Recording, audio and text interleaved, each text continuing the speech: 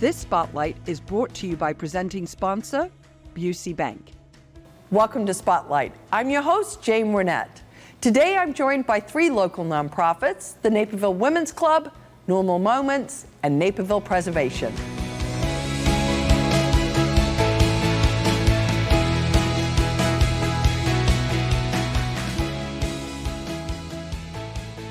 You're watching Spotlight, and joining me now from the Naperville Women's Club are Nancy Delahose and Susan Stockton. So nice to have you both with me. I'm really glad to have you. Well, thanks for having us. Yes. Absolutely. Nancy, I'm going to start right off with you. I want you to tell me a little bit about the history of the Naperville Women's Club, because it's been around for 127 years. Yes. How have you evolved? Well, we have evolved because it started back in 1897 when a group of women wanted to do something outside of their home. So they went to a lady's house, 12 women, and they decided to create a literacy club. They studied poems, history, literature. Membership started increasing, and they felt that they wanted to do something besides literacy, so they wanted to have a representation of women in Naperville. So they changed the name to the Naperville Women's Club. Once the membership increased, they bought a building on 14 South Washington Street. It was a German evangelical church, and that's where we are now housing. And we started with activities and projects and so forth. With that, we were able to award scholarships. With the scholarships, we started with North Central College. As of today, we not only award scholarships to North Central College, but to College of DuPage, the Indian Prairie Education Foundation, the Naperville Education Foundation, and Women in Trade. And with that, as we evolved, then the internet came in 2005. We started using Facebook, and we created various websites to highlight the events and fundraisers that we hold. We also have rental websites so that people can see what it looks like inside. And we have many, many photographs with that. And also we create newsletters, emails, and of course, we write articles that are appeared in the local newspapers, and of course the NCTV interviews. And this really has elevated our profile in the community. And all in all, we have evolved, and our mission statement is art, education, and community service, which we, as of today, continue doing. Wow. Yes. That was 127 years wrapped up beautifully. I love that. And look how much you've grown. Yes. I mean, that's really quite a testament to that dozen women who got themselves started, right? And you have such a wonderful building on Washington. Yeah. So I'm going to ask you, Susan, tell us a little bit about when the club members meet. Tell us a little bit more about your space. Okay. Well, as Nancy mentioned, we're probably one of the few groups that own their own clubhouse. I know. I love that part about it, right? Women power. That's awesome. When I first, went to join, I walked into this clubhouse, and it's beautiful. I mean, this old church, hardwood floors, stained glass windows.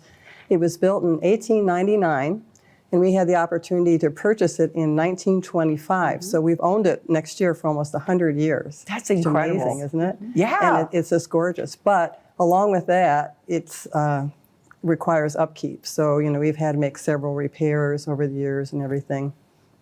So about 12 years ago, the Naperville City Council designated it as a landmark. And what it is it recognizes Naperville's once thriving quarry, limestone quarry industry. Okay. And it's one of the few, maybe the rarest exception of Gothic revival architecture. Okay. So we have to do something to keep it maintained and everything. So Nancy mentioned that, we rent it out. So for meetings, bridal showers, weddings, anything, you can rent out this beautiful place. So how often does your club meet, and when? Okay, we have a business meeting once a month. Yes. But we also have a lot of programs that we put on there, and so we meet there for the programs. And then our committees meet separately too. Okay. So we have committees for a lot of our different functions, and so they meet there as well. Or anytime like Nancy and I have together, we're co-chairs for the Fine Art Fair, so we have to meet there every so often to get things up to date. So we have a nice place to meet, there. Yeah. And we got parking in the back, free parking, and which is kind of essential now with everything being Yeah. torn up in Naperville. Yeah, well, and I think that's so nice. Like you said, you're one of the few clubs that has a Right. place to meet, Yeah. and that whole gathering, it's Right. it's really nice. Nancy mentioned about art being such an important part of the mission, and I know you just mentioned your co-chairs. So let's talk a little bit more about what you're involved in the art world. Okay, well, in this day and age, more than ever, with artificial intelligence, online purchasing, things like that, we feel it's really important to promote art that's made by humans, real people that have the emotions and the talent. So we promote art of all kinds. And one of the ways we do it is with the Fine Art and Artisan Fair, which we've been doing for 64 years. The first one was in the Central Park. Okay. And then we moved it to the Naperville Settlement. And what we're trying to do with that is we have, we'll probably have over 100 juried artists, and we expect maybe 10,000 people to come.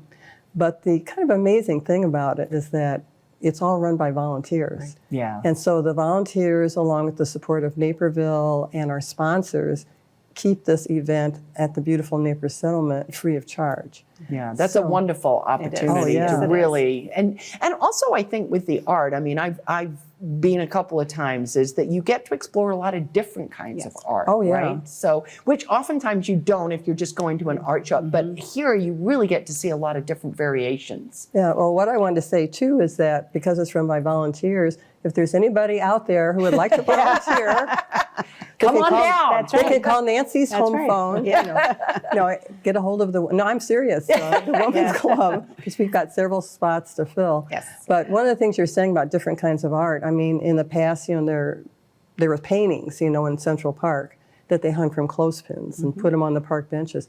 Now we have not only paintings, but we have mixed media, which has grown even bigger than like the jewelry category. And it's just a huge variety of very talented artists. Yeah, it's wonderful. Yeah. Well, hopefully the volunteers will show up. Yeah. Yes. Nancy, as we're wrapping up, talk a little bit about your fundraisers, because all of this requires some funding, yes? Yes.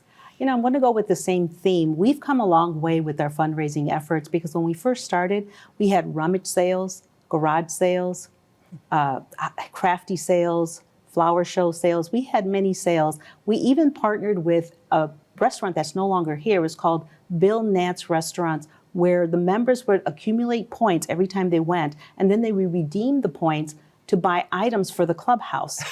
Since then, we partner with Pinot Palette, the Anderson Bookstore, Lou Malnati's, Lauren Ray, and various other stores and restaurants.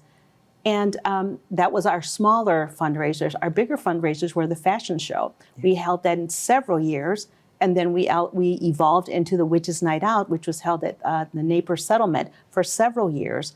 But due to the inclement weather, we felt that we wanted to change it up a little bit. So we found a new venue, which we found last year. We hosted our first Witches' Night Out indoors, and it was called the Matrix on Route 59.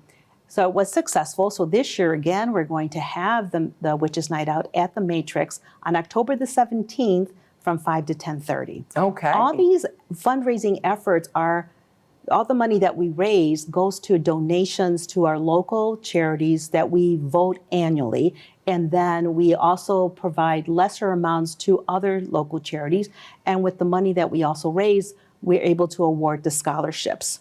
So we continue to this day looking for different ideas of fundraising, different events, because we want to provide service to the public so that they know who we are. And that ties in with, again, our mission statement: art, community service, and education. Love that. I love how you wrap that up beautifully, Nancy. Really? Thank you. Well, listen, we wish you all the best with the art fair this year. We know it's always a wonderful, wonderful event, and love having so many witches indoors. That's a little bit scary. And it's last year, because of the beautiful Matrix, we made it Glam Witches. Yes. So, Oh, that's right. it's not just the hat and the, whatever. We had some very pretty, glamorous witches. Glamorous witches. Glamorous, Do you have a new yes. theme for this year, or are we sticking with the glam I witches? think we might stick with We the might glam. stick another year with the glam. Yeah. Why not? Yes, right. Why not? Yes. If you're going to be a witch, let's be a glamorous Well, one, yeah, right? you gotta have fun with it, right? Absolutely, absolutely. Love it. Thank you so much for coming by. Thank We you. appreciate Well, thank it. you for We having appreciate us. it, yes. Absolutely. And if you would like to learn more about the Naperville Women's Club, please go and visit their website. We're going to take a quick break, but stay tuned. We're coming right back with more Spotlight.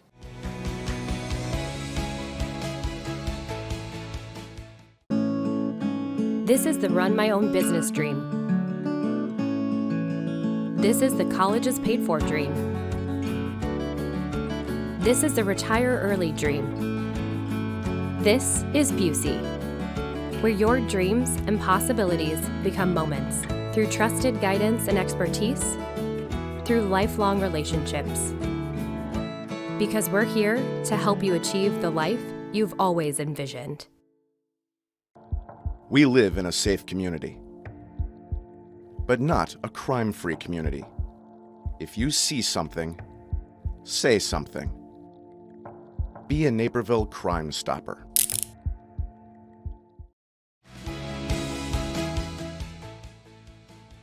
If you're just tuning in, you're watching Spotlight. I'm your host, Jane Wernette, and joining me now from Normal Moments are Tommy Sellers and Andrew Yee. Nice to have you both on the show, and we're going to start right out with you, Tommy. Tell us how you found Normal Moments. So many years ago, I had a friend who was at home watching TV, and she saw Trish on TV, and she said, "Oh my gosh, this lady's wonderful." She also has a special needs daughter. So she reached out to Trish, got involved with Trish, shared her information with me, and Trish was just amazing from that point on. Okay. Tell me a little bit about your backstory. So I have a daughter who has spina bifida, who has a spina bifida, but she also has a neurological anomaly. She is a neurological anomaly. So she's had multiple surgeries, and she's spent most of her time in the hospital. Okay. And we were very fortunate to be connected with Normal Moments. Yeah, and talk a little bit about what Normal Moments has done for you. So, Normal Moments took some of those things that I'd have to worry about as a mom. I have 3 daughters, so Normal Moments took some of those little things, cleaning my house, doing some landscaping for us, just those little things that I don't want to have to worry, or that I had to worry about, but that I no longer had to worry about. Okay. And then we were participated in the adoptive family for many years. And what's so special about Normal Moments with adoptive family is it doesn't only take the sick kid, it takes all the kids. And it treated each of my children as special as it could be. Right, really gave you some normal moments. Yeah, it really did. And Yeah. it really showed my girls what it's like to receive from other people. And it's been very, very special for my family. That's wonderful. That's wonderful. It really is. Yeah. Andrew, how did you get involved with Normal Moments? Well, actually, I met Trisha over 15 years ago through the DuPage Symphony Orchestra. And if you spend any time with Trisha, you know she's a very passionate person and she cares a lot about people. So just in talking with her and getting to know her better, she shared about Normal Moments and how she started that with her daughter, many years ago. And I just thought it was a great way to simply love people and care for people. And so I volunteered. And I've, through Normal Moments, I've been doing things like helping people with yard work, painting houses, just doing little things to help people have normal moments, and it's been great. I've been able to participate in the adoptive family, like Tommy said, and I've also gotten my friends involved and my family. My sister's actually a board member. Okay, wow, you really dove in. I love that. So it's been a great experience. Yeah. And what for you? I mean, obviously you're a compassionate person, but what for you would you say has been the highlight for you, really, in this process? I think it's really just being able to serve the families and not really get any payment back, just being able to serve somebody and then just seeing the look on their faces and, because before I meet them, we're total strangers, right. And then just being able to be available.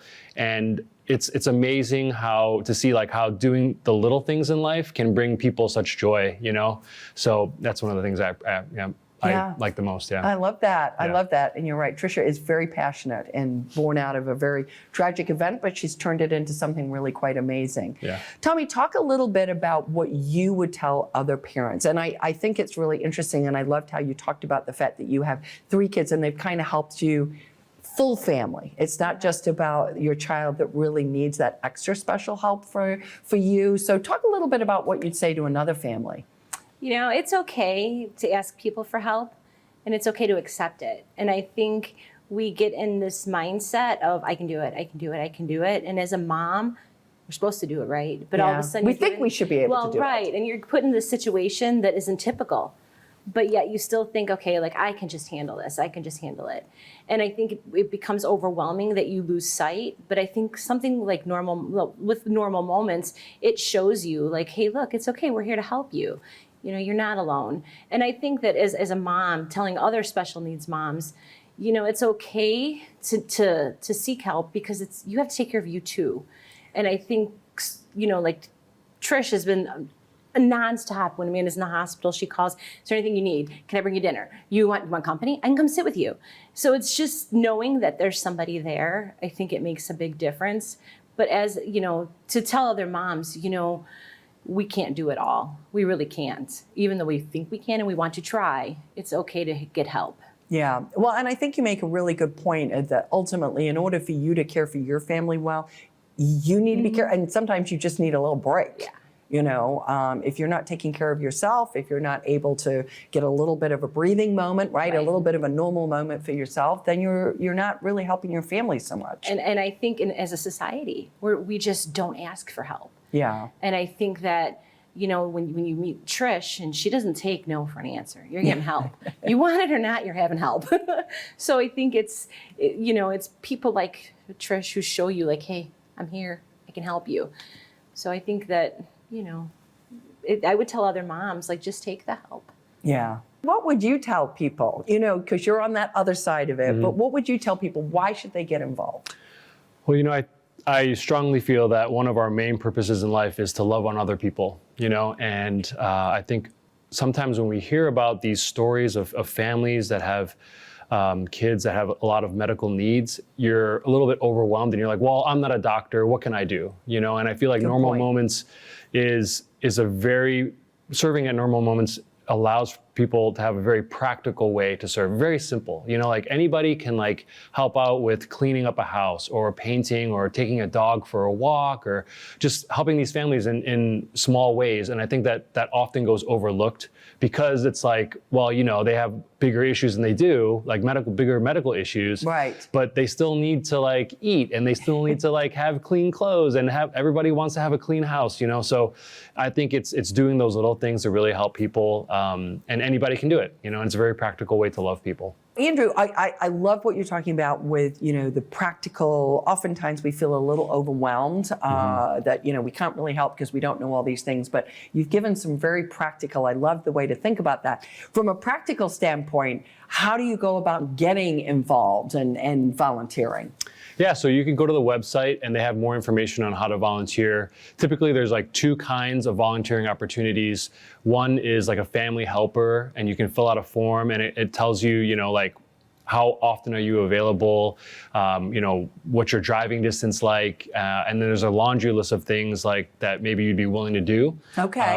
And so that's more of a regular thing that's set up on the website. And then there's another position called like a tasker. And that's maybe if the family needs a one-time, hey, we need a ride to somewhere or something came up, can you do this for us? And that's just like maybe just, you know, on occasion. Okay. So, yeah. Okay. So lots of different ways to volunteer. And I think Tommy, you mentioned about different kinds of help as well, right? Yeah. Like the matched us up, our helper, she came and organized because she liked organization. So she came and helped us organize things. And then most importantly is the adoptive family. That's a one-time commitment, and you don't have to do it alone. You can do it with your office or whatever you feel like doing it, your neighbors, whomever. But it's a great time to give back, and it's only a one-time commitment. Okay. Huge range of opportunities here, and I love all the examples that you gave. Thank you so much for coming and sharing your story. Andrew, thank you so much, and for all the good work that you're doing on behalf of families that need it. It's wonderful. Thank you. And to find out more about Normal Moments, please go and visit their website. We're going to take a quick break, but stay tuned. We're coming right back with more Spotlight.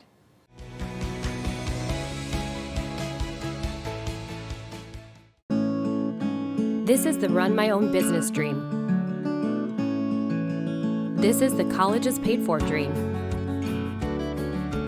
This is the retire early dream. This is Busey, where your dreams and possibilities become moments through trusted guidance and expertise, through lifelong relationships. because we're here to help you achieve the life you've always envisioned.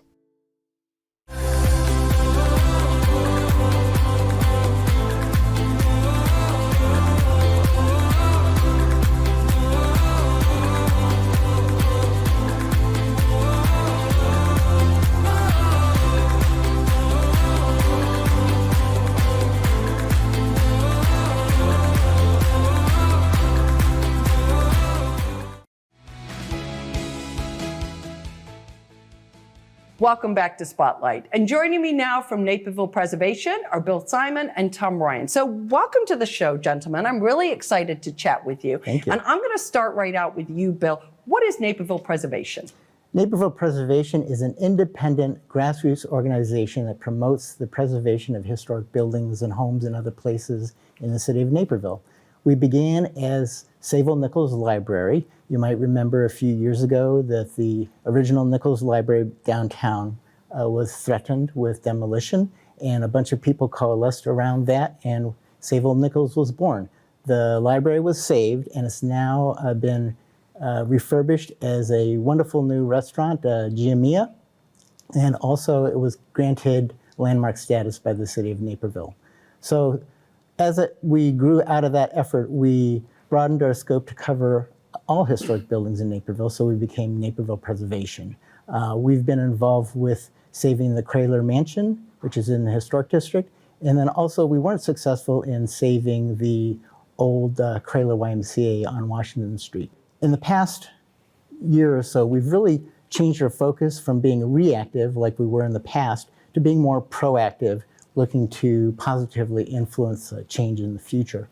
Before we talk about that, I would like to mention that we believe historic preservation of these buildings in Naperville is important because it's one of the valuable things that people appreciate in Naperville. We have so many great things. We have great people. We have great civic organizations, great charities, and we have a variety of buildings, from older buildings in around downtown and in historic areas, and then we have brand new buildings. But I think everybody would agree that those old buildings in downtown Naperville, the historic buildings, are really special, and that's what we're about promoting. Okay. Well, and I think oftentimes people don't realize that we're older than Chicago. I think people sort of think of us because we sort of really grew very quickly in the last couple of decades, but we certainly have been around for a very long time, right? Yes.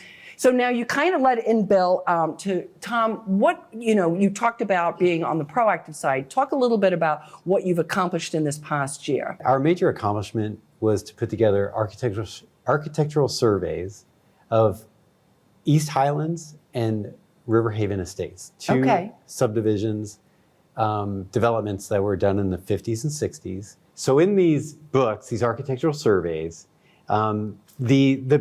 there's a picture of every house that was original to the neighborhood. And that makes up about 50% of the homes in these developments. So these are only homes that are remaining. All right, and those are the original ones, and you've got the map, you've got details about the houses. Sure do. Yeah. Very cool. It's about 50% of the homes in these areas, especially the East Highlands, have been redeveloped into newer homes. And that's really where we come in, because we can be a guide to somebody saying, how do I preserve my house? How do I make it modern enough for a new family? We feel like there are opportunities for these existing homes to be preserved and tastefully added onto without actually tearing them down and building much bigger homes. The homes could remain primarily the way they are, but just be tastefully remodeled. Okay, so really what you're sort of looking at there is it's and could certainly be an economic benefit, right? Is how can we evolve, but evolving without completely changing? Without without erasing what we've got. Right. And just sort of pausing and taking a look at what we've got remaining, which is a lot. More than 50% of the homes. Yeah.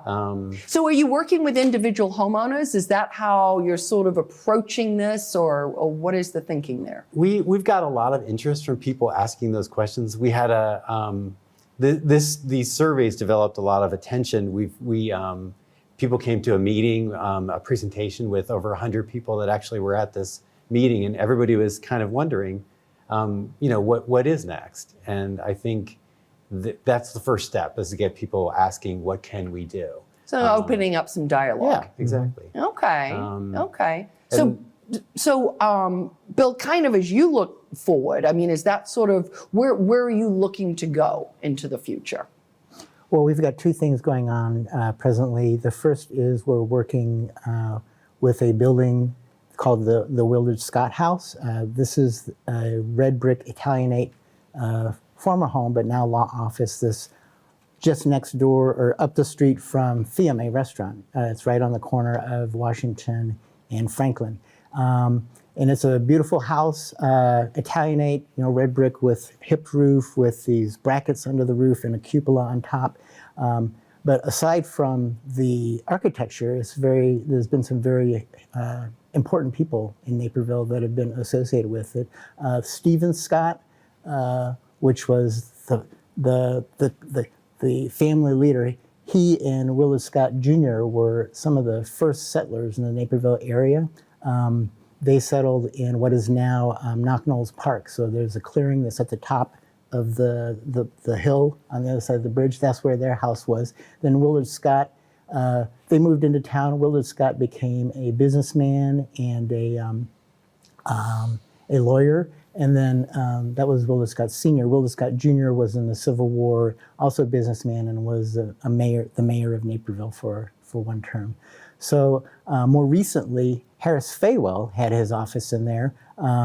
People know of Harris Faywell because he was our representative, U.S. representative for this area for 14 years. And then also it is said that the initial planning of the Naperville Park District went on in his offices there. Interesting.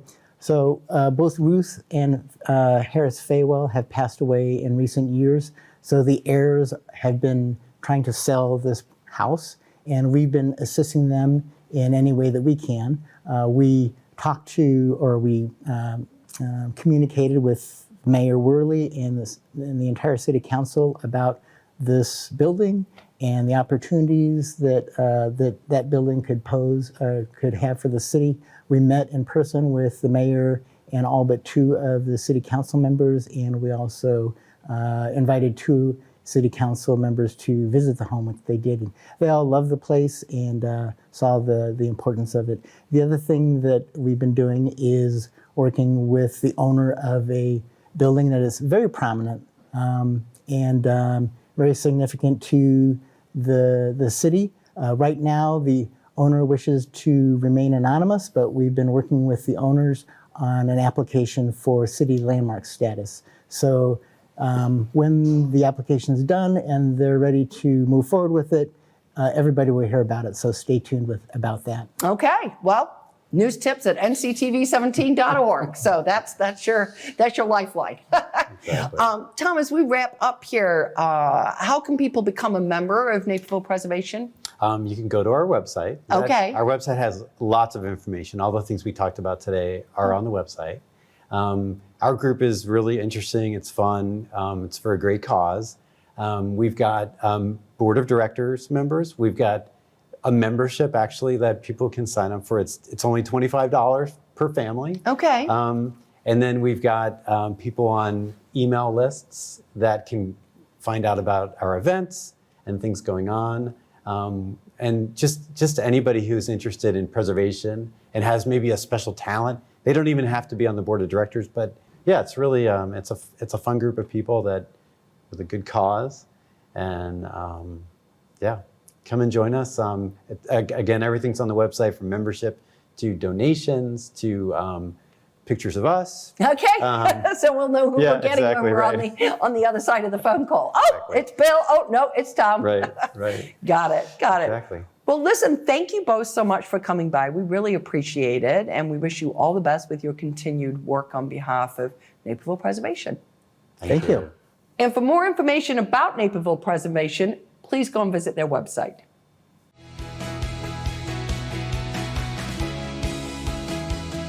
I'd like to thank all of my guests for joining us on Spotlight. and our friends at Busey Bank for their generous sponsorship of today's show. To learn more about the organizations featured on this episode, please visit our website at nctv17.org. And to stay informed about what's happening in our community, sign up to receive our daily news update and like and follow us on social media. For Spotlight, I'm Jane Wernette. Thank you for watching.